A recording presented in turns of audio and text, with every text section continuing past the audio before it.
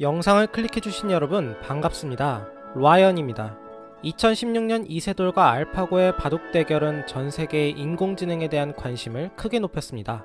동시에 인공지능의 눈부신 발전은 인간의 삶에 큰 도움이 될 거라는 기대를 심어주었죠.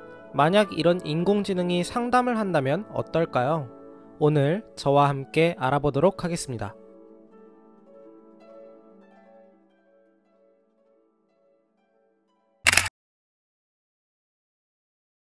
인공지능은 여러분도 알다시피 인간의 지능으로 할 수 있는 사고, 학습, 자기계발 등을 컴퓨터 프로그램으로 실현한 것입니다. 쉽게 말해 컴퓨터가 지능을 가지고 있다고도 할 수 있죠. 앞에서 말했다시피 2016년 이세돌과 알파고의 바둑 대결을 통해 인공지능은 전 세계에 관심을 갖는 분야로 떠올랐습니다. 그러나 과거 빌 게이츠의 발언과 알파고 대국 이후 앨런 머스크와 고 스티븐 호킹 등의 많은 사람들이 인공지능을 경계해야 한다고 주장했습니다. 인공지능의 발전은 결국 인간에게 대항하고 파괴할 수 있다는 것이죠. 그들의 말처럼 정말 미래에는 터미네이터가 우리를 지배하고 매트릭스 속에 갇혀 사는 그런 세상이 오는 걸까요? 언젠가 그럴지도 모르겠지만 아직 그 누구도 답을 알지는 못합니다. 그렇기 때문에 저는 인공지능의 위험성보다 제가 잘할 수 있는 분야에 적용할 수 있는 장점들이 무엇인가에 대해 고민해 보았습니다. 인공지능의 발전이 우리에게 심리적으로 도움을 줄 수 있지 않을까 하고 말이죠. 개인적인 생각이지만 저는 인공지능이 인간의 웰빙, 즉 복지, 행복, 안녕을 증진시키는 데 큰 도움을 줄 것이라고 생각합니다.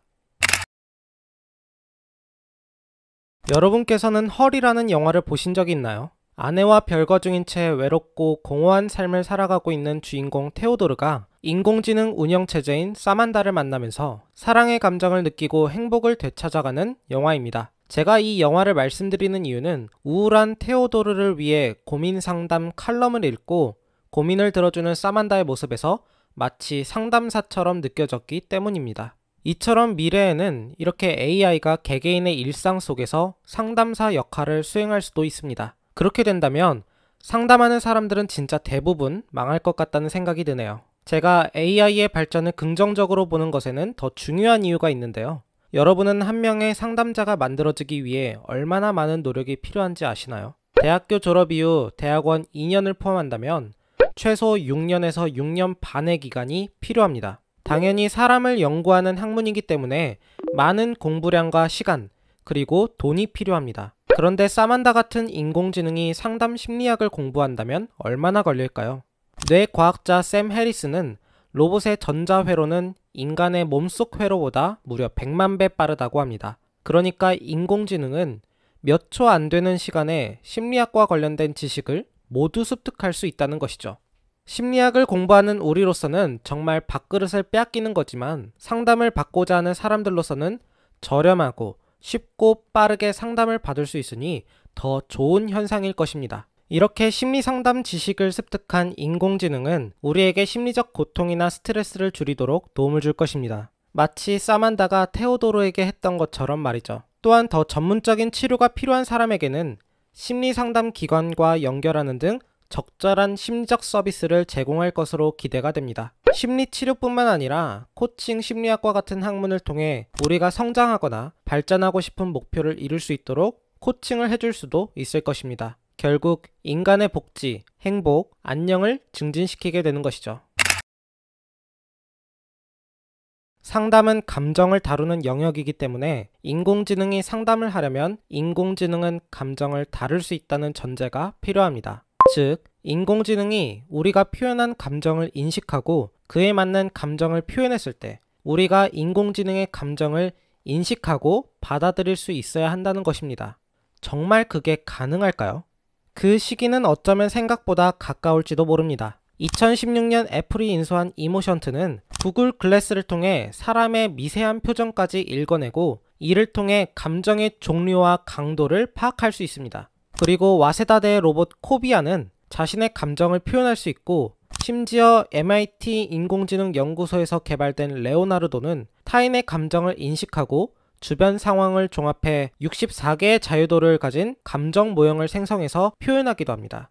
실제로 주변에서 인공지능은 우리와 가까이 있는데요. 의사소통이 힘든 자폐증 아이를 치료하거나 말벗이 필요한 노인, 일반 환자들의 스트레스를 감소시키기 위해 인공지능 로봇이 활용되고 있습니다. 그 예로 일본에서 개발된 바다표범 파로를 들 수 있겠네요. 파로는 사람과 환경을 인지하고 놀람, 행복, 화 같은 감정들을 표현합니다. 심지어 주인이 좋아하는 반응을 학습하고 사랑받기 위해 그 행동을 반복하기도 합니다. 마치 우리의 반려동물과 같이요. 이처럼 인공지능의 감정과 관련된 연구는 계속 발전하고 있습니다. 여러분은 영상 속 파로와 함께 있는 분들의 표정은 어떻게 느껴지시나요? 저는 참 행복해 보였습니다. 파로와 같은 작은 인공지능 로봇도 우리에게 행복한 감정을 준다면 사만다 같은 인공지능은 우리에게 어떤 긍정적 영향을 줄 수 있을까요? 미래가 어떻게 될지 참 기대가 됩니다. 자, 오늘은 인공지능이 심리 상담을 한다면 우리에게 어떤 도움이 될 수 있는지 알아보았습니다.